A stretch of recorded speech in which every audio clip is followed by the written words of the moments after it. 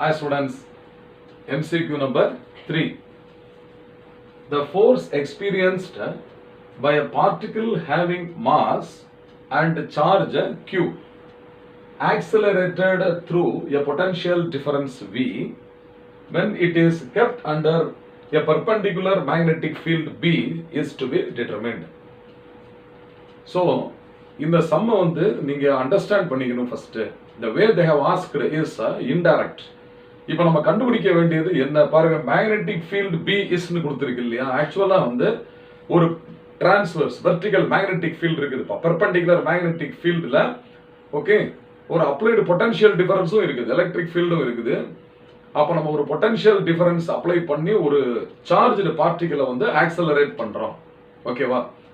So whenever a charged particle is accelerated by an applied potential difference V, it attains kinetic energy. So I am writing like this. So kinetic energy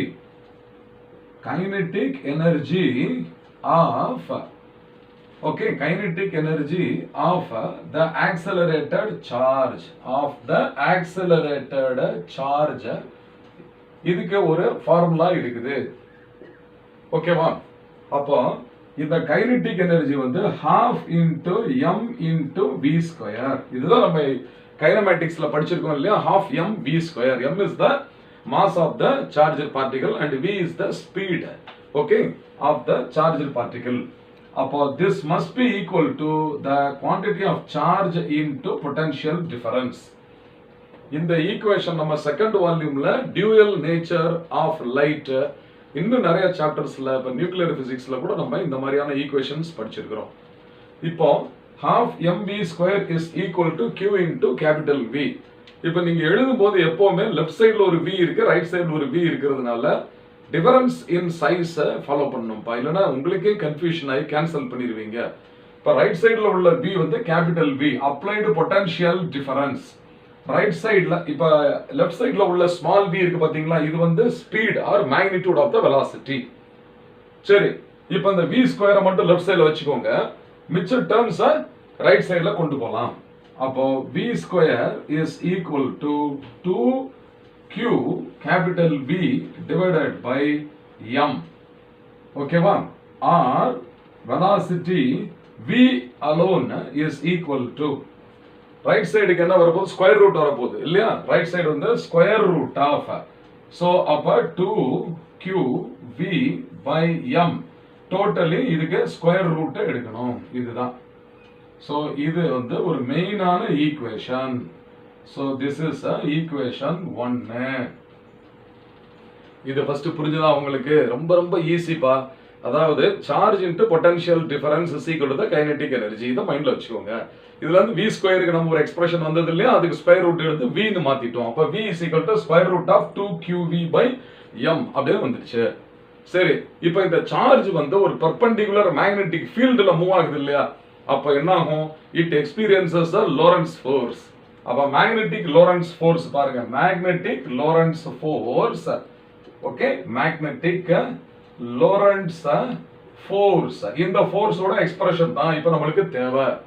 இதோட magnitude மட்டும் இப்ப நான் எழுத போறேன். நம்ம படிச்சிருக்கோம் இல்லையா, q into v cross b, qvb sin theta, that is the magnitude. இப்போ நான் இதோட மேக்னிடியூட் எழுத போறேன். அப்ப this is equal to, okay, so b qv இல்லனா q into b into v into sin 90 ஓகேவா? ஏன்னா it is perpendicular field ன்னு கொடுத்திருக்கு. அப்ப sin 90.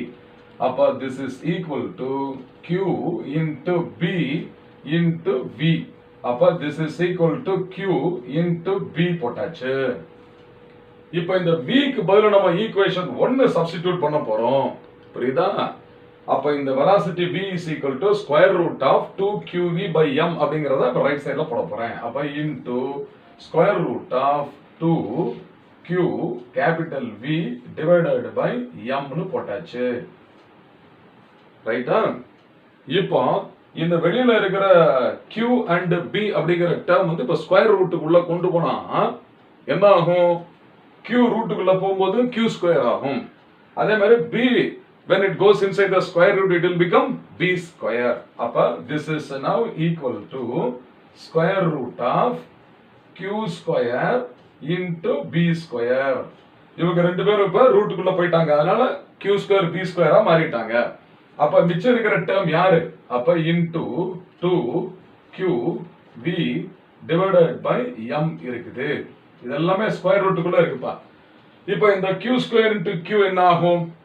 q power 3 ஆகும் இல்லையா? அதே மாதிரி b ஸ்கொயர் இருக்கு, அப்புறம் v into 2v by m இருக்கு. அப்ப இது இந்த ஆர்டர்ல நான் எழுத போறேன் இப்போ. அப்போ therefore f is now equal to square root of, okay, square root of, first வந்து 2 எழுதிக்கிறேன், இந்த கோஎஃபிஷியன்ட் 2 போட்டாச்சு.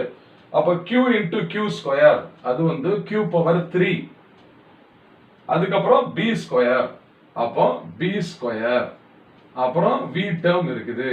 ஓகே, இது ஹோல் டிவைடட் பை m அப்படின்னு இருக்குது. இதுதான் ஆன்சர் பா. எவ்வளவு ஈஸியா இருக்கு பாத்தீங்களா? அண்டர்ஸ்டாண்டிங் வந்து இது ரொம்ப ரொம்ப இம்பார்ட்டன்ட். ஸோ இந்த மாதிரியான சம் வந்து இதுக்கு முன்னாடி பாத்தீங்கன்னா ஓல்டு மெடிக்கல் என்ட்ரன்ஸ் ஏஐபிஎம்டின்னு சொல்லுவோம், all India pre medical test, அதான் இப்போ நம்ம நீட்னு சொல்றோம் இல்லையா? இதுல எல்லாம் பாத்தீங்கன்னா இந்த மாதிரி கொஸ்டின்ஸ் தான்ப்பா வருது. இது நம்ம டெக்ஸ்ட் புக் எக்ஸசைஸ் ப்ராப்ளமாக இருந்தாலும் இதெல்லாம் ஹை ஸ்டாண்டர்ட் ப்ராப்ளம். இதெல்லாம் நம்ம ஸ்டூடெண்ட்ஸ் வந்து அப்படியே மல்டிபிள் சாய்ஸை மக் அடிச்சுக்கிறாங்க. அதனால நம்ம வந்து இப்போ ஃபார் எக்ஸாம்பிள் இதே சம்ல வந்து it is accelerated by potential difference of v/2 ன்னு கொடுத்துருவாங்க எக்ஸாம்ல. அப்போ நம்ம கான்செப்ட் தெரிஞ்சாதான் நம்ம போட முடியும், புரியுதா? இப்போ v க்கு பதிலா 2v ன்னு கொடுத்துடலாம், இல்லாட்டினா v/2 வோல்ட்னு கொடுத்துருவாங்க. அப்ப இல்ல 5 வோல்ட் 10 வோல்ட் 100 வோல்ட் இப்படி வேல்யூவாவே கொடுத்துருவாங்க. அப்ப நம்மளுக்கு வந்து மனப்பாடம் பண்ணது எல்லாமே வேஸ்ட் ஆயிடும், அங்க போய் ஆப்ஷன் நம்மளுக்கு தெரியாது. அப்ப கான்செப்ட் என்னன்னு கேட்டீங்கன்னா, when a charge is accelerated it attains a kinetic energy, அதோட வெலாசிட்டி என்னன்னு கண்டுபிடிச்சு வச்சுட்டு அதவே நம்ம லோரன்ஸ் ஃபோர்ஸ்ல போடுறோம். இதே क्वेश्चन வேற விதமா கேட்டாங்கன்னா சில சமயம் நம்ம Lawrence force is equal to the centripetal force mv²/r னு போட்டு கூட சில சம்ஸ் இதே கான்செப்ட்ல கேக்குறாங்க. அப்ப நம்ம கான்செப்ட் டெவலப்மென்ட் அத படிச்சுக்கோங்க. இப்போ நம்மளுக்கு f is equal to root of 2q power 3 b² b divided by m னு இருக்கு. எந்த ஆப்ஷன் பாப்போம், ஓகேவா? அப்போ 2 into q power 3 b² இருக்கு, b இருக்கு, by m இருக்கு. அப்ப நம்மளுக்கு ஆன்சர் ஆப்ஷன் C தான் ஆன்சர். அப்போ therefore option, okay, C is the answer.